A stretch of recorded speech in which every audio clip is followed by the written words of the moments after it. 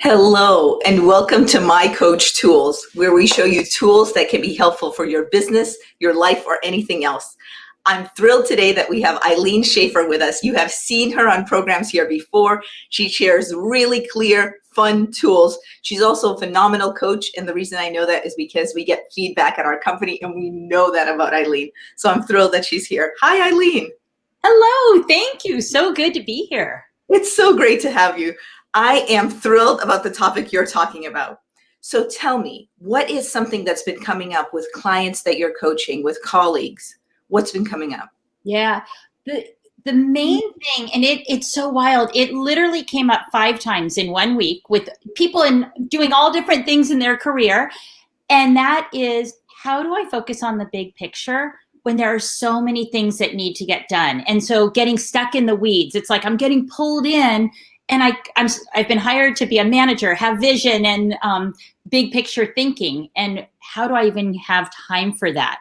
And the funny thing is, Senya, you and I sent you so many different topics that I want to talk about, and you said, "Well, what's coming up the most?" And I said, "Okay, this topic." So sure enough, last night I'm sitting at the dining room table and I'm just kind of thinking through. And my husband, Peter, walks in and he said, "My vacation starts tomorrow and I'm going to go into work and do some big picture thinking." And I'm like, this is why I am doing this talk, because this is how everybody is. It's like, I can't do my big picture thinking in a normal work day. So it just was the cherry on the top of the sundae of why we need to do this topic. It's happening in my own home. Completely agree with you. As a coach, this has been coming up for me as well. Maybe because it's the end of November and people are just thinking about it. Maybe it's because this year has been a strange year, but it's exactly that, just like you describe it, almost this seesaw. I want to do this big picture planning, but like your husband, I just haven't been able to do it. I'm stuck in the day to day. Exactly. No, spot on. And I do think year end, it makes us start to think, oh my gosh, we've got this new year coming. And what do I want for my team? How do we want this to look? And I haven't even looked up from the day to day. Yeah. So tell me, what are some things that you suggest or that you work on with coaching clients, with leaders, when this topic does come up? Absolutely. So one of the things I was thinking about first were kind of the reasons why we're not able to, and then kind of what we need to start doing. And so some of the kind of pitfalls, and I know usually as coaches we don't like to think about the pitfalls, we go to where do we want to go, but I think understanding the pitfalls might help people as they look for solutions. So if you're good, I'm going to start there and then I'll go some of the ideas. Go for it. I'd love to hear that. So one of the things is not really being clear on the why. And I'll explain what I mean by that. It's why do you even want to do the big picture? What's important about that? And so we sometimes lose sight of that. And if the why for me in anything we are doing in life is the essential ingredient, it's our magnet. It's what brings us in and makes us stick to what we set out to do. So having that clarity around the why of big picture visioning, strategic thinking. So the why. Mm-hmm. Another one is not trusting the team. And that doesn't mean you don't think your team is fabulous, but you're not totally sure that they are going to take care of everything if you back away. So that's the team. And we're going to go into this in a minute again. The day-to-day is easier. So if I can just check the boxes, we get those dopamine hits. You don't get that same hit from strategic thinking until maybe way out, right? So it's a quick fix. It's like, I can, just check the box. Look at me. I've checked all these things. Yeah. Strategic thinking, big picture doesn't give us that same hit. So that, and then lastly is the structure and boundaries. And I have a little trick for that at the end of this too, is not having structure around our time of this is when and where I will start to do my big picture thinking. So those are some of the pitfalls. For these, because of these 4 pitfalls, we don't tend to be able to focus on and do both the big picture strategic thinking and the day-to-day consistently. Exactly. Those are some of the key things that I see happening. So then it's like, okay, well, great. Now what do I do with that? And so I love the W questions. So I've got the 5 W questions: who, what, why, when, and where. And what I mean by that is who can I count on who will help with the day-to-day so that I can exhale? So who on my team is going to, can I trust to pick up some of the things, whether it's meetings that I'm getting sucked into, whether it's day-to-day projects, whether it's some management within the team, that I can actually back away as I cultivate somebody else on the team. And I've been talking to a lot of clients about succession planning. So what opportunity might you present to somebody on your team? So that's the who. So identifying who can pick up. The what. This is interesting. This came up with a client this week. We talked about the whole plan, and he knows when he's going to clear out his day and how he's going to do it and who the people are. And I said, okay, great. What are you going to work on?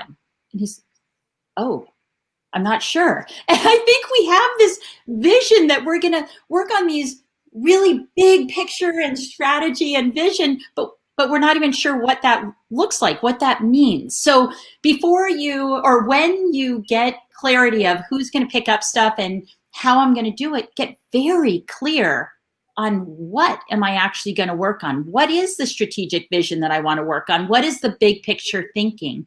Otherwise, we become almost like a deer in headlights. Oh, I've got a free day. I don't have to do anything. And what do I want to work on? So know what your project is. That's really interesting. I actually had a really similar situation just now to what you're talking about. For about a week, I knew I was going to meet with Mandy and we were going to do strategy for the next year. And over that week, I just sent her maybe 6 to 9 emails of things that I knew were categories that we needed as they came up. And she put them into a Trello card. But what I'm saying is, if I hadn't done that pre-work, we would both have shown up with a blank slate. Exactly. Yeah, that's exactly it.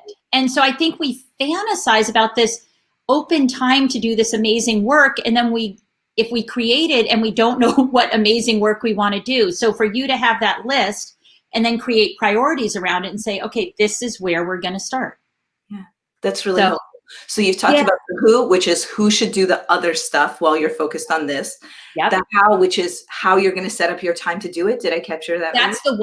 What you're going to do during that time. Great. And then the why is that magnet. So why is whatever. So in your case, you sent this to over to Mandy. So why are these things important to you? What makes them so important that you're not going to let any distraction get in your way? So that's your powerful why. Mm-hmm. And then we get into the when.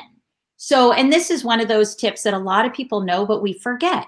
When is your energy the best? What is it during a regular business day? Is it in the evening once the kids go to sleep? Is it on the weekend? When is your best time? Time of day, day of week. So what's your when to do your best thinking? So I have a client who she was saying she actually has been going into the office because it's just her and her admin. However, when her admin's there, she can't get her real work done. And so the big picture thinking work.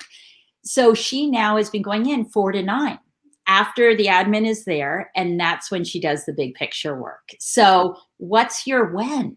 Mm-hmm. Mm-hmm. That fits with so much of what we know as coaches. When you set a specific when, you're much more likely to do it. That's exactly it. And so I'll actually pause. I am going to go into the where in 1 second. However, just to give people a moment to quickly write down who are your people? Who are your people who you're going to have help pick up some of the day-to-day? What are you going to work on? Why is that important to you? Why is it so important that you are going to make sure you have people to pick up the slack and you are going to make sure you stay focused? And then write down your when. When is your prime time? What does that look like? Mm-hmm. And now I'll go into the where. And so, of course, write down the where as well. Is it the office? Is it home? And of course, we're in this unique time now with COVID. We will always be here. So you might want a COVID wear and a post-COVID wear. And so I'll tell you, for myself, my favorite place to do any of my big thinking or writing is a hotel lobby. Favorite place on earth. And the reason why is I feel like I'm on vacation. And so my brain just can exhale, relax. I never bump into anyone I know because locals don't go to hotels. So it's not a coffee shop where you're going to bump into everybody. It is literally my space. And then, I get myself a tea or something. And so for $5, it's good rent for an office space. So a beautiful office space. And that's a different spot too for when we're back to going out. A lot of people go to coffee shops, and there's even been research that the din of those kinds of places, library, coffee shop, it's good. It lets us focus. It's like white noise. But that's a new one. Hotel lobby. What if I were on vacation in this hotel? That's nice. Exactly. So pick your place, and if you're at home now, which most of us are, and it looks like we might be for a considerable amount of more time. And some companies I know have gone completely into remote from this point forward. Where in your home is the best place if you have options? Okay, so if you have options, is it outside if that's available to you? Is it, the dining room? Is it your bedroom? Whatever it is, pick your spot where you can do your best thinking. So those are the who, what, why, when, and where. And then I have a trick, but I'll hold tight before the trick. For your trick, I'm going to invite the people who are with us today to put any questions that you have for Ilene into the comments. And also, as we usually do, we invite you, what is a takeaway you have even now, even before we're finished, on an aha or something that you're taking away that you can try? Maybe it's from the who, what, why, when, where. Maybe it's from those pitfalls that you may have recognized. What's a takeaway that you have? Okay. That's great. So now let's say you've got people managing what they need to be managing. You feel great about that. You know what you're going to focus on. You're very clear on your why. You're in your ideal location. One thing I highly recommend is to prepare for distraction, because we need to invite distraction in. It's going to happen, and we don't want it to derail you. Mm-hmm. So this is the system that I came up with on the spot with a client, because again, it just kept coming up a bunch, and I thought, okay, how can we manage this? So what you want are to grab 2 bowls. So I've got my 2 bowls. Whoops, there we go, 2 bowls. And then I picked 3 chips. Little poker chips. You can get anything. I have a client who got herself acorns. Somebody else did marbles, whatever you want. I've got 3 here. You could have 5, whatever you think. These are your distraction chips. This allows you to have distractions, however limited amount. So what that does is it calms your brain that, yes, I'm going to take a break, or I am going to have a distraction. However, you need to pay for it. So you only have 3 chips that you can pay for it with. Or if you want to be more generous, you can have 5. If you feel like, nope, I'm giving myself 1, that's fine too. But each time something comes up, so it might be a ping from your team. It might be, I need to just scroll through LinkedIn for a minute. It might be, I want to get up for a walk, whatever it is. And a walk, actually, I don't think you need to use a chip for a walk. I am a huge fan, as you know, probably if you've watched any of these with me. For me, walking enhances your work. It is not a distraction. So I would actually take that as a freebie, okay? So, but on a real distraction, every time, look at your bowl of 3, and it's like, do I really want to use a chip for this distraction? And if you do, perfect, put it in the other bowl. When you are empty on the one bowl, you know you've used your distractions. What this does is it keeps you very focused and intentional. We want intention here. And so if you're taking a break, that's fine. Your brain needs a break, or your team might need something. But be intentional about when and how and for what you choose to break from your big picture thinking. I love this. So I love this idea. Here's 1 bowl. Here's my little right or permission to myself, and I can do it 3 times within this time period that I've set aside for my strategic thinking. Is that the idea? Absolutely. Exactly. So how have your clients received this? How are people using this? They have said it has really been helpful, because what happens is their little breaks eat up a lot more time than they realized. and it's distracting. So what sometimes they'll do is, if they have, let's say some of the teams, the team is either pinging them, or they feel like, oh, I just had a thought, I need to reach out to so-and-so to ask about such and such. What it does is it allows them to say, okay, I am going to use a chip on that, but not yet. And so it's just more thoughtful thinking that my clients have had around, how do I want to use this time that I've gifted myself to do this work that I keep telling myself I'm dying to do, if only I had the time. So if you're truly dying to do it, find that time and give yourself permission to take a little bit of a break. And so they've loved it. Ilene, I think that's so fun, and it's so practical too. Here are two visual things, almost like one of my clients once had a goal to drink more water, and she decided she didn't want to keep refilling her mug or her water bottle. So she put 3 water bottles that she could see, 3 clear water bottles, and then she could see when they were finished. Just like this, you could see, I have used up my distractions. That's exactly, well, and I know we talk about in positive psychology, and it's funny, Senya and I were just talking about goals, but there's a whole goal structure. You could do SMART goals. One of the key things that we know that helps people move forward and stay committed is a primer, a visual primer. So that water becomes a visual primer. This becomes a visual primer of, oh, right, I have a goal to finish this work during this time. And this is my primer. It keeps me engaged. You might find you don't use any chips once you have this on there, on the table in front of you. Yeah. But having that visual, it keeps you honest. It keeps you accountable. That's awesome. That's awesome. And one other thing too that I just want to mention on some of the big picture work, I want to circle back to what I said about that little dopamine hit, or that emotion kind of like feed to our emotional need for immediate feedback.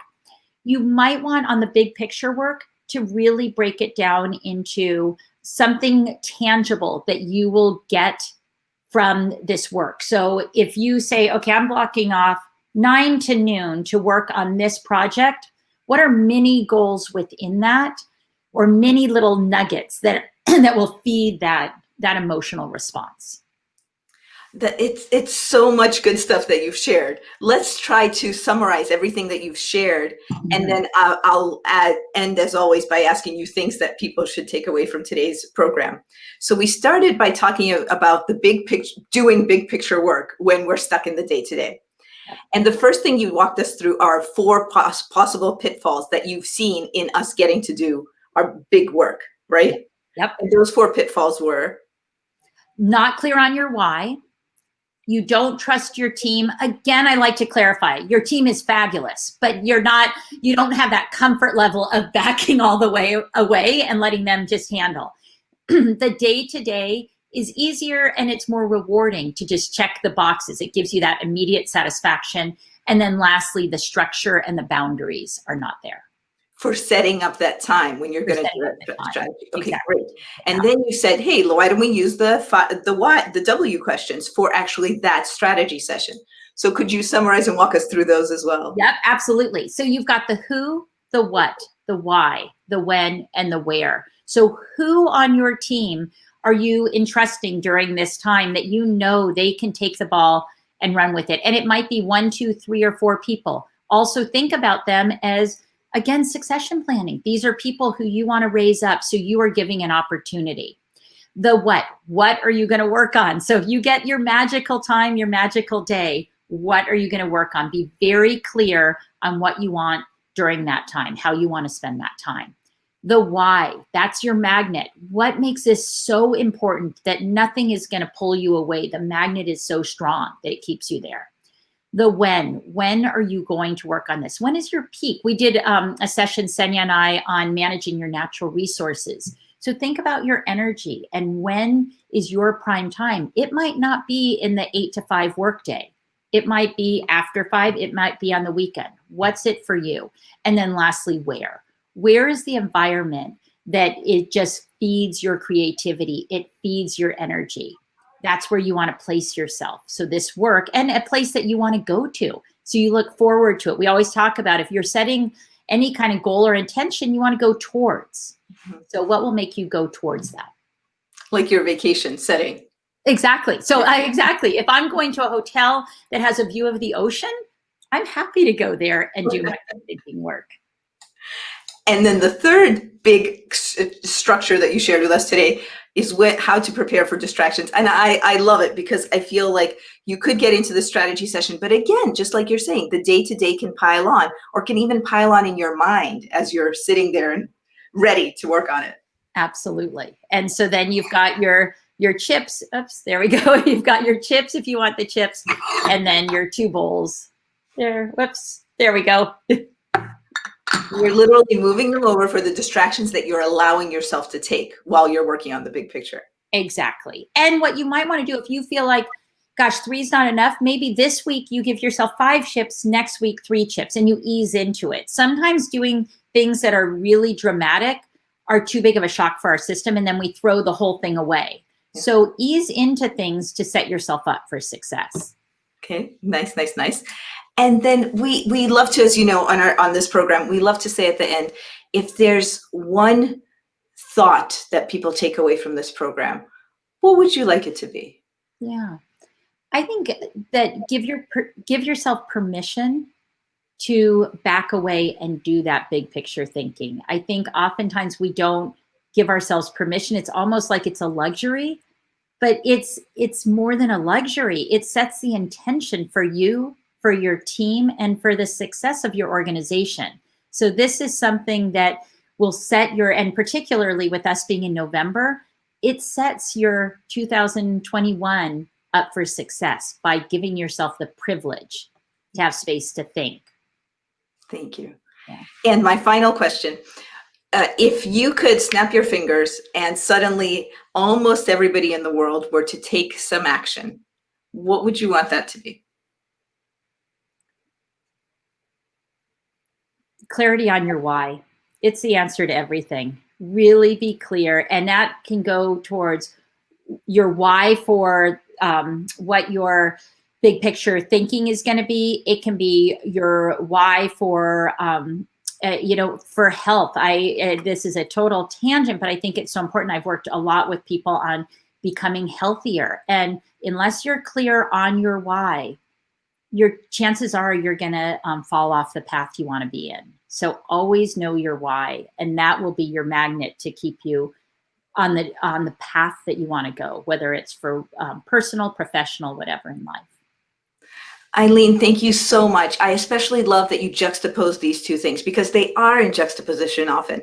It's, I want to work on my big picture. I still have a lot of things that have piled up, but I still want to work on my big picture. And I think you've played with that tension in a very tension resolving way. So thank you for that. Absolutely. And as we talk about a lot in coaching, how can we look at this as an and?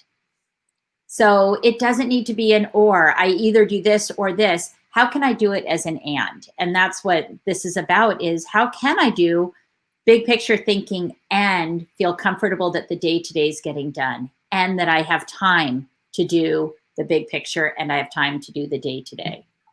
Yeah.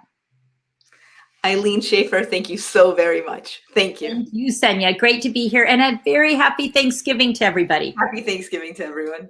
We're still here for the end of the week, but we will for tomorrow and Wednesday, but happy Thanksgiving. Bye, everyone. Bye.